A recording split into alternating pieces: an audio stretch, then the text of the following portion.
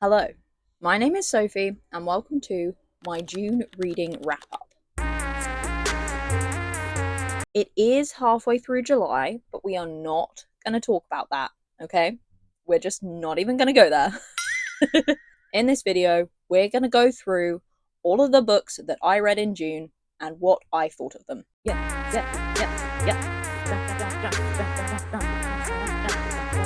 In terms of reading, June was quite an interesting month for me because for the first half, maybe the first 3 weeks, okay, let's be honest here, I did not really do all that much reading. I did have a lot going on personally, so let's give ourselves some grace. However, I was on holiday for the last week of the month, and I did considerably more reading during that 1 week than I would normally do on a regular day. I think overall I probably read like the normal amount of books that I would read in a month, because despite the fact that I didn't read that much at the beginning of the month, I did read a lot more at the end of the month. And maybe it balances out, but also maybe it doesn't. Who's to say? This is the first month that I've done a proper TBR/reading wrap up situation. So, you know, we've got a ways to go from here. Anything could happen. Again, it is the middle of July currently, so I'm not exactly giving myself a good start to July either.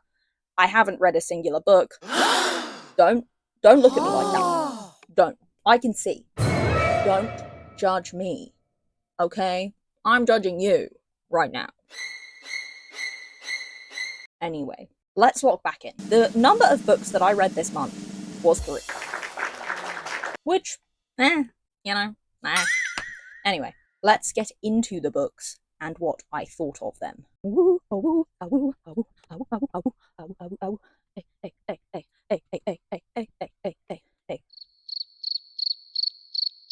So, the first book I read in June was King of Wrath by Ana Huang. King of Wrath is a contemporary billionaire romance. It's book 1 in the Kings of Sin series, and it is 383 pages long. I am going to give you a little lowdown on what these books are about, but I'm not going to go into too much depth with it because I already kind of did in my June TBR video. So I don't want to like repeat myself over and over again because that's freaking boring. But I'll give you the cliff notes of the cliff notes that I gave you in the June TBR one. Okay? So, King of Wrath is about this angry rich guy called Dante who gets blackmailed into an arranged marriage with this girl called Vivian by her father. Right? And Vivian also accepts this arranged marriage proposal because despite the fact that she is an adult, doesn't live with her parents, and can make her own decisions, she has been like brought up to be extremely loyal to her family, and she craves their approval and their acceptance. So she accepts. They're getting married. Yay. Now, I think you can guess where it goes from here.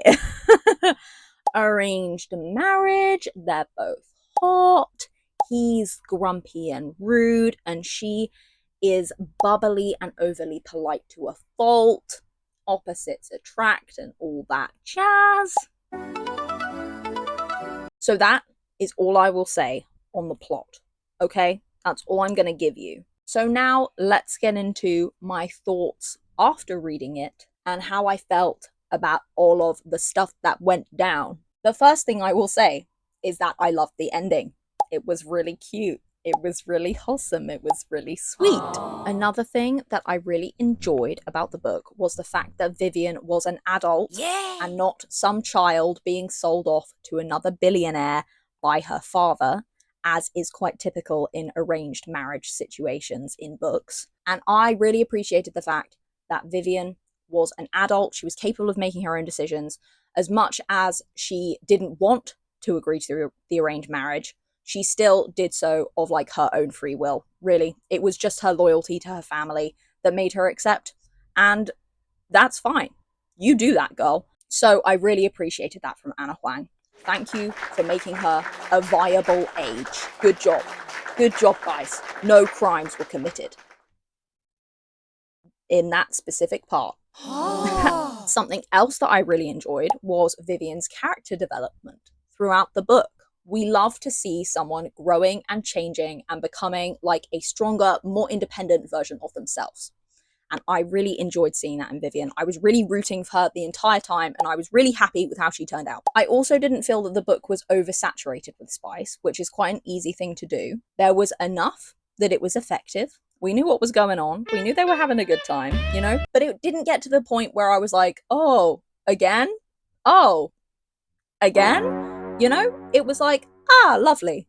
Moving on. So I appreciated that. On the other hand, let's have a look at some things that I didn't like quite so much about the book. I feel like we could have done with a little bit more tension building at the beginning of the book before we got into the falling in love part of the book. Because as much as I love a love story, I'm also a big fan of a bit more of a slow burn moment. And I do feel we went from disliking each other to really liking each other real fast. Okay, a little bit too fast for my personal liking. I just prefer a little bit more of the, oh, they touched hands and then, ooh. I like the yearning at the beginning, you know? And I wanted that to go on for a bit longer. Because, like I say, they did go from, like, really not liking each other to really liking each other. Like, so fast. So fast. I also thought that while Vivian had a wonderful character development arc, and I loved her, rooted for her throughout the whole thing, Dante, on the other hand,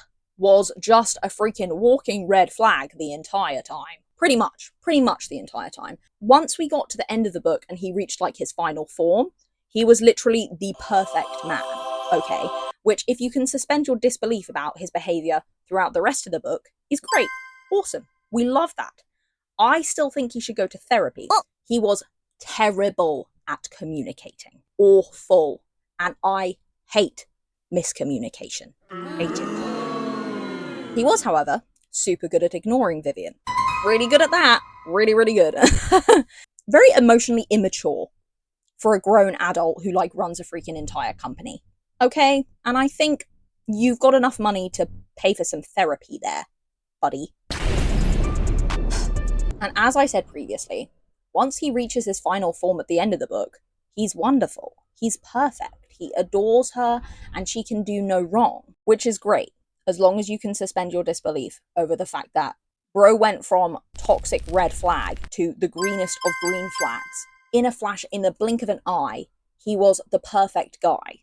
I'm happy for them and all that. But those were my few little issues that I had with the book and the characters and all of that jazz. Overall, I think it was a very enjoyable read. Like I say, I just would have enjoyed the pacing to be slightly different. But overall, I think I would give it 3.5 out of 5 stars. Right. Next up, Twisted Hate by Ana Huang again. Ugh. Shiver me timbers. If you recall, in my June TBR video, I did say that the last time I read the Twisted series, Twisted Hate was my least favourite. And I am sad to announce that nothing has changed in that department.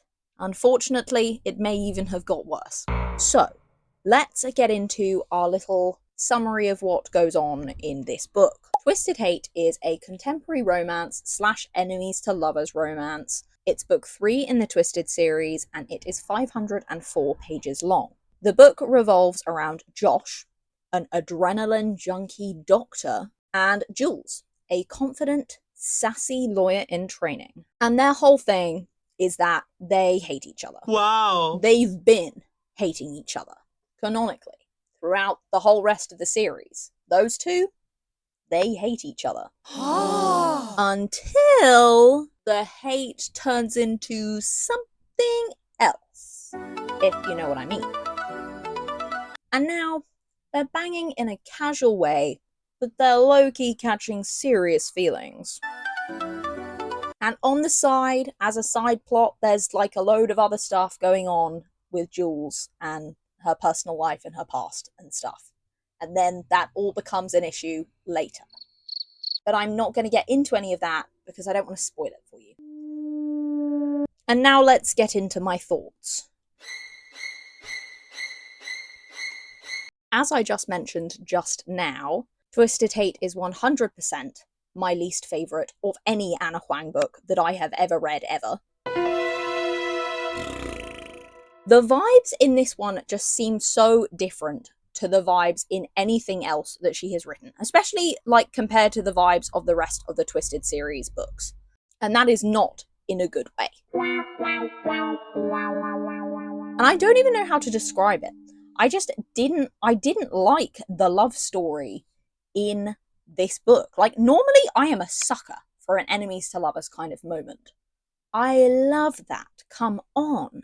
But this one just did not work for me. Something about the love story there was not giving what it needed to give, in my personal opinion. It felt like just really cringe and not nice. And I don't think that that's helped by the fact that Josh, the main male character, is the biggest flop to ever exist.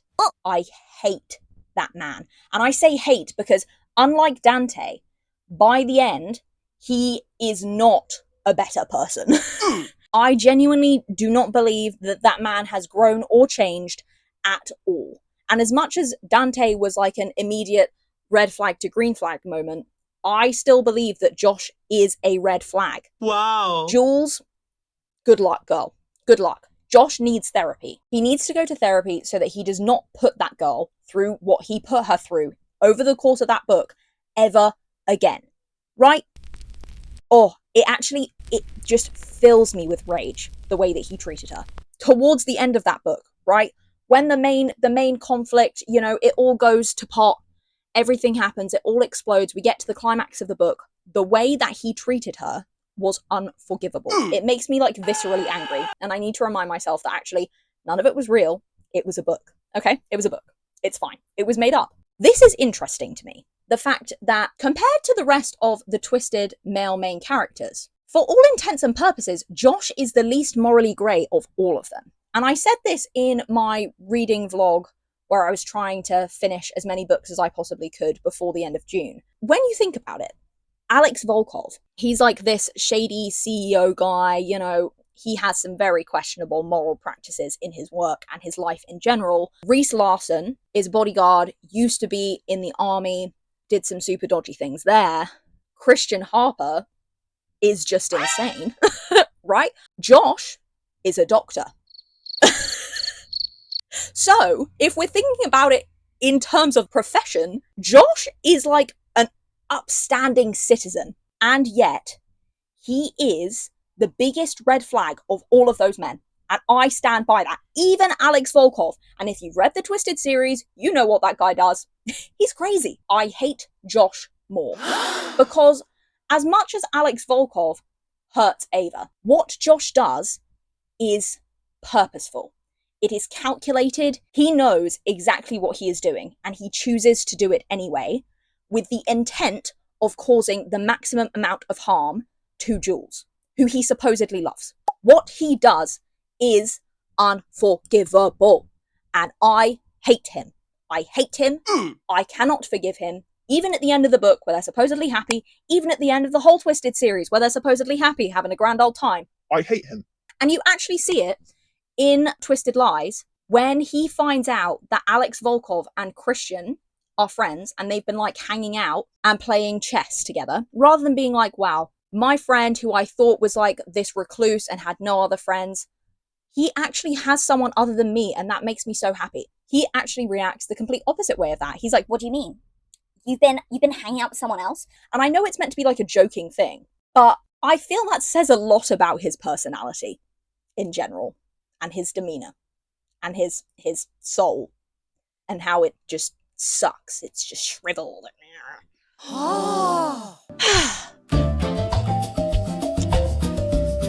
Anyway, enough of that rant. Let me get back on track. Let me rein it in for a second. Whew. Another thing that I did not enjoy at all about Twisted Hate is the plotline is built pretty much entirely on miscommunication. And one thing about me is I hate miscommunication. The trope sucks. Talk to each other. You're in a relationship. Talk to each other. We have mouths, we can use them. I find it is very ineffective in terms of a plot strategy because it's so easily resolved.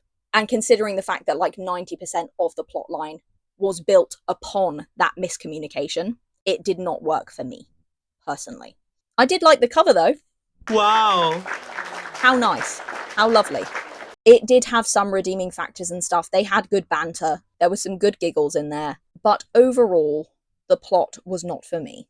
I hadn't decided on a final star rating for Twisted Hate yet. I wanted to mull it over a little bit first, you know? But the more I've spoken, the lower it's getting. So I think I will give it 2 stars. I was going to give it 2.5, but I've ranted so much that I've like angered myself enough that I've dropped another star, half a star off of that. If pressed, I could go lower, but I won't. I'm feeling generous. So let's move on to bigger and better things. And by bigger and better things, I mean Twisted Lies by Ana Huang. All I read was Ana Huang this month, okay? Sorry, I didn't mean to swear at you then. I was pushing my glasses up my nose. Sorry. Rein it in. Rein it in, girl. Twisted Lies by Ana Huang. Oh my goodness.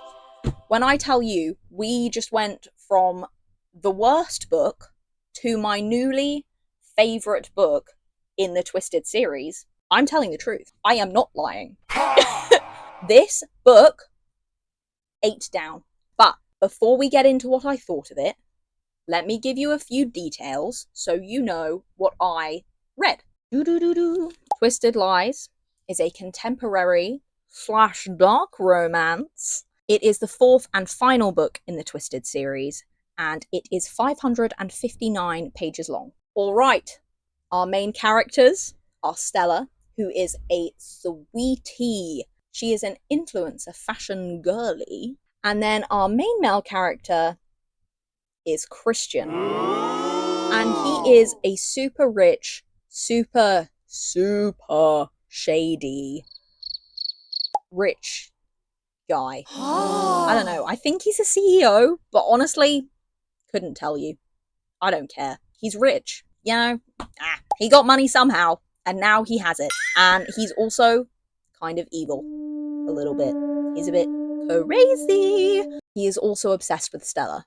Like, unhealthily obsessed. Yeah. He lets her live in the building that he owns for, like, pretty much no money. He's just like, water my plants, and then we'll call it even. And so obviously she does, and then she lives in his building. 1 floor below him, so nice. Until this guy who was previously stalking Stella begins stalking her again. Now obviously she's fearing for her life, and Christian, her other stalker, is the only guy that can protect her. And that's all I'm gonna give you. That's all I'm gonna give you. It's 559 pages, but that's all I'm gonna tell you. I am officially upgrading Twisted Lies to my favourite book in the Twisted series. Twisted Games, I'm sorry, you've been demoted. We love Christian in this household, okay? My word. I know he's technically evil. You can tell me that any day of the week. You know what? I don't care. I don't care, because he was down bad for Stella the entire time.